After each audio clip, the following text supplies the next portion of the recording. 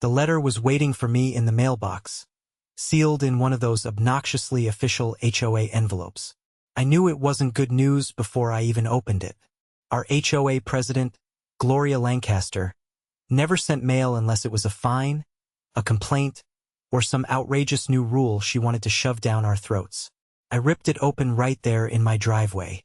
Effective immediately, your quarterly HOA dues have been increased by $4,000 due to non-compliance with community standards and additional maintenance assessments. For $1,000. Quarterly. That was 16 grand a year on top of what I was already paying. I gritted my teeth, my fingers curling around the paper. This was absurd. I kept my lawn spotless, my house freshly painted, and even replaced my fence last year after Gloria claimed it was too weathered. There was no reason for this, except for the fact that Gloria enjoyed bleeding homeowners dry. The woman had been running the HOA like her personal kingdom for years, and most people were too afraid to challenge her. Not me. I stormed across the street to her house, my boots thudding against the pavement. She lived in the biggest house in the neighborhood naturally because she made sure the HOA fees funded all sorts of community improvements that somehow always seemed to benefit her directly. I rang the doorbell and waited. Nothing. I rang again.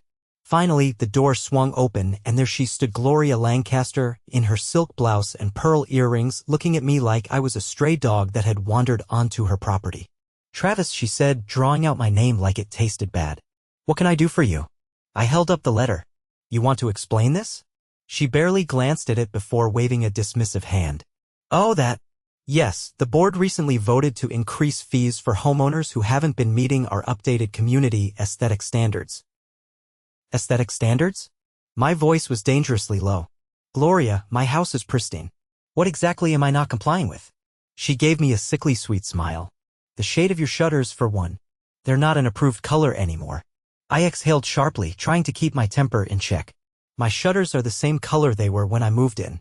And they were approved then." "Well," she said, folding her arms. "Things change. And you'll need to change with them." I clenched my jaw. "And that justifies raising my dues $4,000? Travis, if you have an issue with the board's decision, you're welcome to bring it up at the next meeting," she said, her fake civility barely masking her smugness. "But in the meantime, you'll need to pay up. Late fees will apply if you don't." I stared at her, my fists tightening. She thought she had me backed into a corner. That was her mistake. Because what Gloria didn't know, what she never bothered to check, was that my brother, Tobias, ran the state's HOA regulatory agency, and she had just given me the perfect reason to call him. I didn't waste any time. As soon as I got back inside, I grabbed my phone and called Tobias. He picked up on the second ring, his voice laid back as always. I got straight to the point, told him everything: Gloria's ridiculous fee hike, her nonsense about aesthetic standards, and the way she dismissed me like I didn't have a leg to stand on. Tobias didn't say anything at first, which usually meant he was thinking.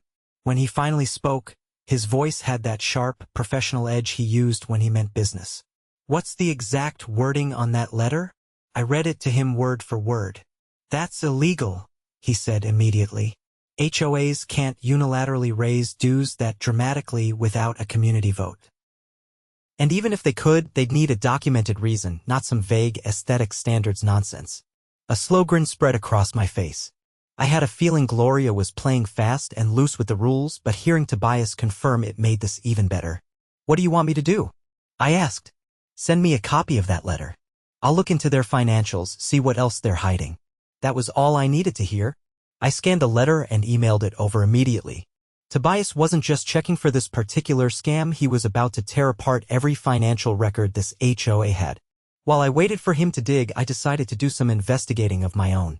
I started talking to my neighbors, casually bringing up the fee hike to see if anyone else had been hit with the same nonsense. Turns out I wasn't the only one. Several homeowners had received similar letters, all citing vague infractions that had never been an issue before. Some people had been charged extra for their landscaping choices, others for non-harmonious exterior decor.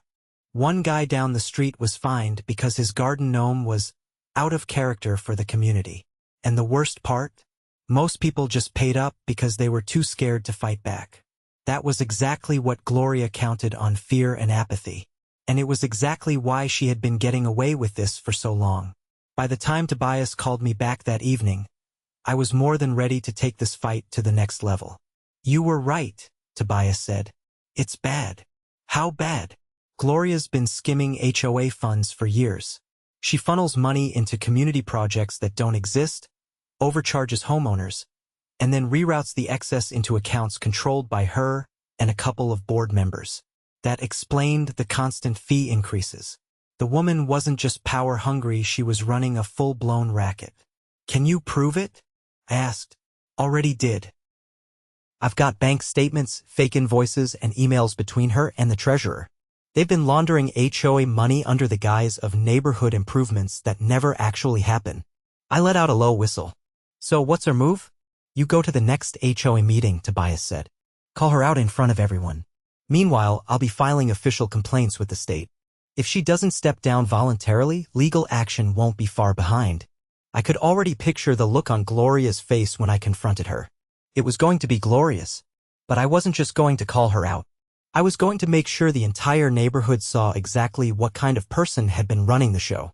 I spent the next few days gathering every bit of evidence Tobias had compiled. Copies of financial records, screenshots of emails, even a list of fake expenses Gloria had used to justify her fee hikes. And then I started talking. Word spread quickly.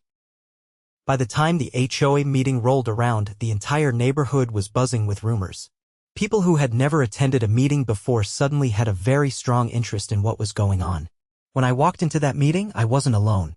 I had half the community behind me, and they were all demanding answers. Gloria, of course, acted like she had everything under control. She stood at the front of the meeting room, smiling as if she wasn't about to have her entire operation blown up in front of her. But the second I stepped forward and laid a thick stack of documents on the table, her smile faltered. I didn't waste time. I laid out every shady financial move she had made. Every fake project, every unauthorized fee increase, every misappropriated dollar. I read out her emails word for word where she and the treasurer discussed ways to cover their tracks. And the best part? I had printed copies for every homeowner in attendance. People started flipping through the documents, their faces twisting with anger and disbelief. The room buzzed with furious whispers, and Gloria's expression went from smug to panicked in the span of seconds. First, she tried to deny everything. She called the documents misinterpreted, tried to claim that I was twisting things to cause trouble. But the more she talked, the worse it got. Because then Tobias walked in, and he wasn't just here as my brother. He was here as a state official. The second he introduced himself, the room went dead silent. Gloria's face drained of color.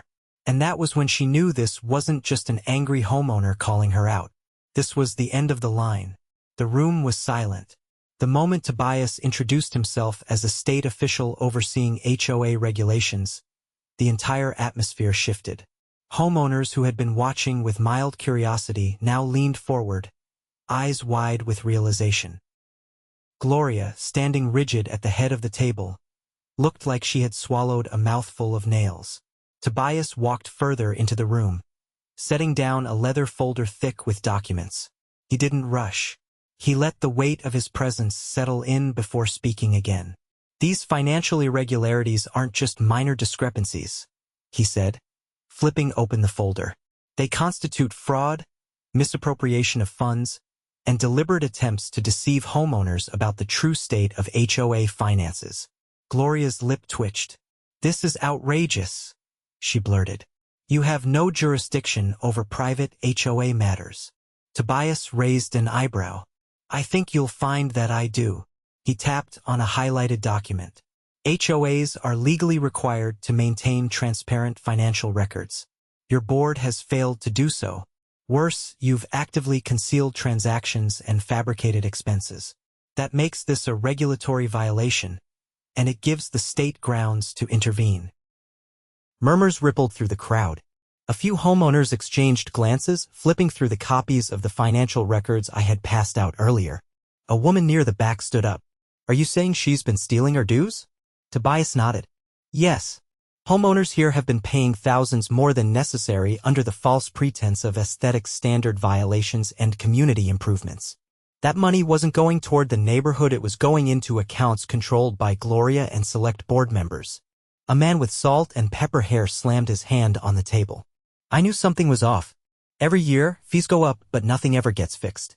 The pool still leaks, the sidewalks are cracked, and that so-called security upgrade was just 2 cameras that don't even work. Gloria held up a hand, her voice forced into calm. Let's not jump to conclusions. The board has always acted in the best interests of the community. I let out a dry chuckle. Funny. Best interests? Because I don't remember anyone voting on these so-called improvements. And I sure as hell don't remember approving $4,000 in extra fees for a shutter color that was perfectly fine until you decided it wasn't. I turned back to Gloria. She opened her mouth, then closed it again, her mind clearly racing for a way out. Tobias wasn't done. He pulled out another document, this one with official state seals. As of this moment, an official audit of this HOA's finances is underway. If you and the board fail to provide full transparency, legal consequences will follow. That includes civil penalties and potential criminal charges. A gasp spread through the crowd. A few people started whispering. Gloria's face had gone pale. A man in a navy polo, one of the board members, suddenly stood up. I had no idea about any of this, he stammered. I just approved what Gloria put in front of me. Tobias turned toward him. Then I suggest you cooperate with the investigation. If you weren't directly involved in the fraud, you'd be smart to assist rather than trying to cover for it. The man swallowed hard, then nodded. I'll help, I swear. Gloria's eyes darted toward him, betrayal flashing across her face. She must have thought she could keep the board in line, but now that real consequences were on the table, people were scrambling to save themselves. I stepped closer to the center of the room, my voice cutting through the murmurs. Here's what's going to happen. This HOA is getting new leadership. Effective immediately, Gloria and anyone else involved in this scam are out. We're holding an emergency vote, and we're taking back control of our neighborhood. More homeowners stood up. A man in the front row crossed his arms. I second that. We need new leadership. Thirded. A woman called from the side. Gloria's head snapped around, looking for backup, but the other board members were already distancing themselves. The treasurer, a wiry man with glasses, cleared his throat. If the majority wants an immediate election, we have the right to call an emergency vote. Gloria's mask cracked. You can't just. Actually, we can, Tobias interrupted. According to the HOA bylaws, if a majority of homeowners demand a board re-election due to financial misconduct, they have the right to remove sitting members. I folded my arms. You wrote those bylaws, Gloria? Guess you should have read them more carefully. The treasurer stood. All in favor of immediate board re-election, raise your hand. Hands shot into the air. Not a few. Not half. Nearly every single homeowner in the room. Gloria took a shaky step back. This is a witch hunt. You're all being manipulated. I locked eyes with her. No, Gloria. We're just done letting you run this place like your personal empire. Tobias slid a final document across the table. As of today, the HOA is under state review. You'll be required to submit all financial records for forensic auditing. I'd suggest getting a lawyer. Gloria's mouth opened and closed, but no words came out. The treasurer turned toward the crowd. We'll organize a formal vote to replace the board members within the next 48 hours. In the meantime, all unauthorized fees are suspended and no further payments will be collected until we sort this out. A wave of relief swept through the room. People started shaking hands, clapping backs, murmuring about how things were finally changing. Gloria, defeated and cornered, grabbed her purse and stormed toward the exit. But as she passed me, she stopped, her voice a furious whisper. You think you've won? I didn't flinch. I don't think. I know. She turned on her heel and stalked out. As soon as the door shut behind her, the tension in the room evaporated. People laughed. Some shook my hand. Others clapped Tobias on the back. For the first time in years, this neighborhood belonged to the people who actually lived in it. And Gloria Lancaster? She had just lost everything. As soon as Gloria stormed out, the room erupted into a flurry of movement. Homeowners gathered in small groups, voices overlapping as they processed everything that had just happened. Some looked relieved, others furious that they had been taken advantage of for so long. A few board members were still seated, looking like they had just stepped off a sinking ship. Tobias remained calm, flipping through some of his documents while the treasurer hesitantly took charge, announcing that the emergency vote would take place in 2 days. It was clear the man was rattled, likely realizing how dangerously close he had been to going down with Gloria. I caught Tobias's eye and gestured toward the door. We needed to talk privately. He nodded, closing his folder before following me outside, away from the chaos. The night air was crisp, a stark contrast to the suffocating tension that had filled the meeting room. I turned to him, my voice low. "How bad do you think this is going to get for her?" Tobias adjusted his cuffs, his expression unreadable. "Depends on how much she fights it. If she cooperates, she might just get slapped with fines and be barred from holding any position of authority in an HOA again. But if she tries to cover anything up or destroy evidence, then we're looking at criminal charges." I exhaled, running a hand through my hair. "She's not the type to go quietly." He nodded. "I figured as much. That's why I already had investigators pull records on her personal finances. If she tries anything shady, we'll catch it."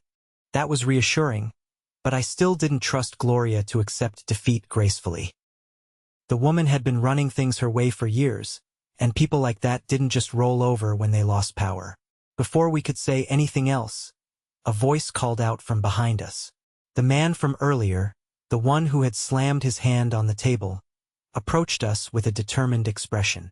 He introduced himself as Marcus, a longtime resident who had been suspicious of how the HOA was handling funds for a while. He explained that he had tried to request financial statements before but was always met with excuses or outright refusals. Tobias listened intently before responding. "That's a blatant violation of transparency laws.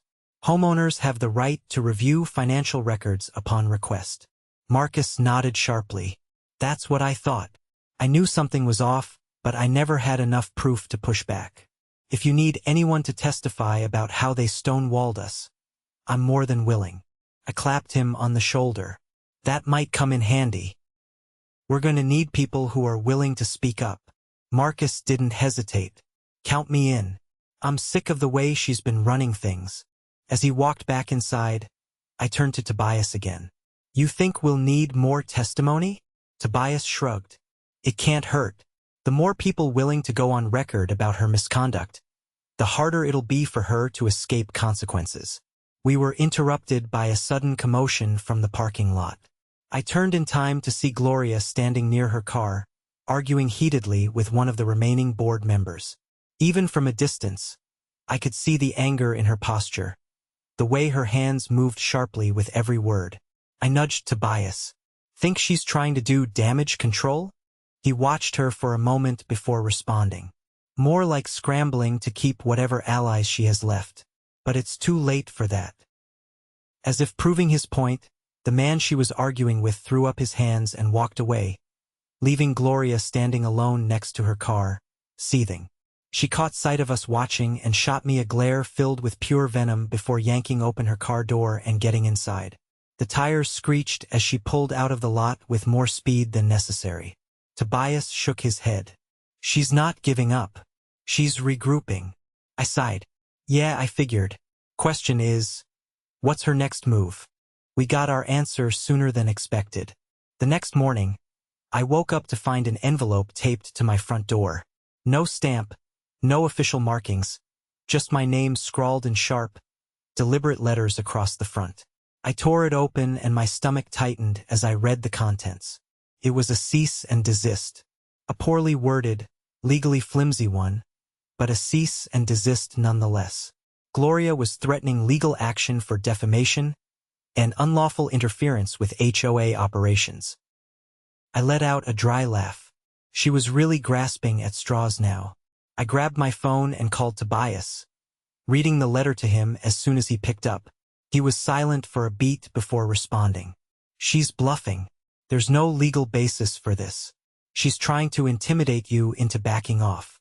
I wasn't surprised, but it still irritated me. "So what do we do?" Tobias sounded almost amused. "We ignore it, and we keep moving forward with the investigation." That was fine by me. If Gloria thought she could scare me into silence, she had another thing coming. By the time the emergency vote rolled around 2 days later, the neighborhood was practically buzzing with anticipation. Homeowners filed into the meeting hall, many of them looking more engaged than I had ever seen them before. Gloria was nowhere to be seen. The treasurer, now looking more confident in his role, called the meeting to order and began the process of selecting new board members. Names were nominated, votes were cast, and by the end of the evening, the HOA had an entirely new leadership team. I had been nominated, but I declined. I had no interest in running the HOA. I just wanted it to be run fairly. As I stood near the back, watching the new board discuss plans for financial transparency and community improvements that would actually benefit homeowners, Tobias leaned in slightly. "She still hasn't shown up." I nodded, probably licking her wounds somewhere. Tobias didn't look convinced. Or planning something worse. He wasn't wrong. Because later that night, just as I was getting ready to call it a day, my phone buzzed with a message from Marcus. It was short, but enough to send my pulse spiking. "Check your email. We have a problem." I pulled up my email as soon as I saw Marcus's message. My pulse steady, but my mind already working through the possibilities. Whatever he had found, it wasn't going to be good. Tobias had already exposed Gloria's financial misdeeds, but something told me she wasn't done trying to cover her tracks. The email was brief. Attached were several screenshots along with a short message from Marcus explaining where he had found them. He had been digging through old HOA records and stumbled upon something disturbing. The screenshots were of emails, not between Gloria and the treasurer, but between her and a law firm. The timestamps showed they were sent within hours of the emergency vote. She was trying to sue the HOA. I read through them quickly, my eyes narrowing with each line. Gloria was attempting to argue that the vote to remove her had been illegitimate. She claimed that homeowners had been misled and that her removal had been orchestrated through fraudulent means. Not only that, but she was demanding restitution. She wanted the HOA to pay her damages for emotional distress and reputational harm. I exhaled sharply.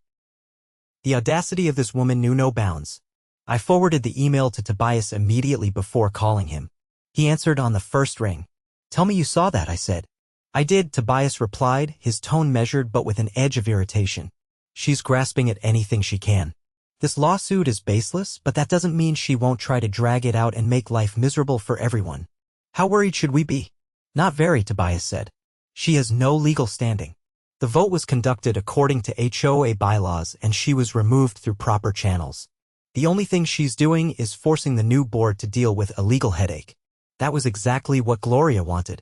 She knew she couldn't win, but she could make it difficult. So what do we do?" I asked. "First, we make sure the new board has competent legal counsel. They'll need a lawyer to handle this quickly before it turns into a prolonged issue. Second, we keep an eye on her. If she's desperate enough to try this, she might have other plays in motion." I sighed, rubbing my temple. "She really doesn't know when to quit. People like her never do," Tobias said. "She spent years controlling this neighborhood. She doesn't know how to function without that power. Then let's make sure she never gets it back." The next day, I met with the newly elected HOA board. They had gathered at the community center, papers spread across a long table as they tried to make sense of the mess Gloria had left behind. Marcus was there, along with 3 other homeowners who had stepped up to take leadership roles. The treasurer, visibly relieved to be working with honest people, had provided full financial records for review. When I walked in, they turned to me expectantly. "You saw the lawsuit?" Marcus asked.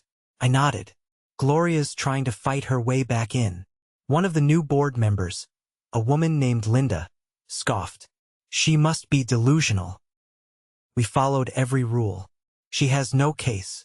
Tobias had already arrived before me, and he was seated at the far end of the table, reviewing documents.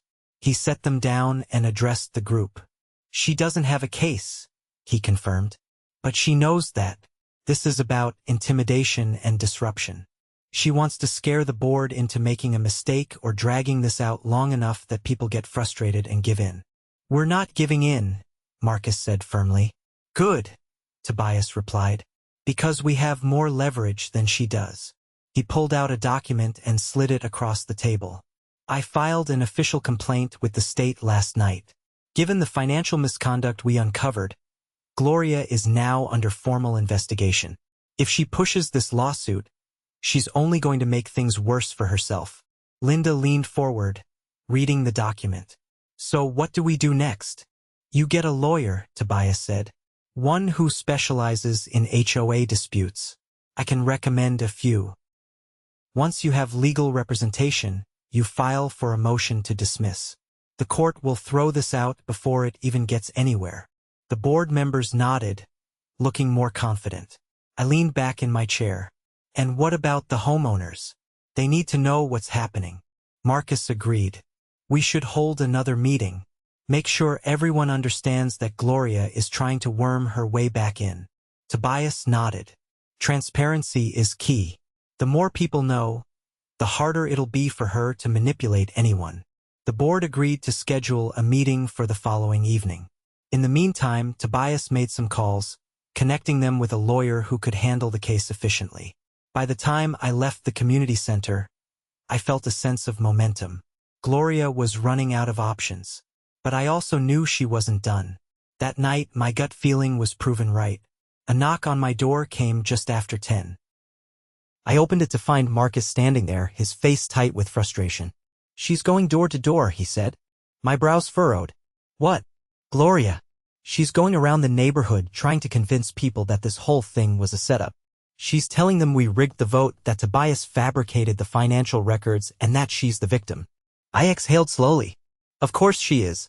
Some people are actually listening to her, Marcus said, shaking his head. Not many, but enough that it could cause division if we don't shut it down. I grabbed my jacket. Let's go find her. We didn't have to look far. 2 streets over, we spotted her standing on a porch, speaking to a homeowner. She was animated, gesturing with her hands, her voice carrying through the quiet night. As we approached, the homeowner she was speaking to caught sight of us and quickly excused himself back inside. Gloria turned, her expression shifting from faux sympathy to pure disdain. You really can't leave well enough alone, can you? I said. Gloria crossed her arms. I have every right to defend myself. Defend yourself from what? Marcus shot back. The truth. She lifted her chin. This vote was a farce. People were manipulated into turning against me. I stepped forward. Gloria, you stole from this community. You abused your position.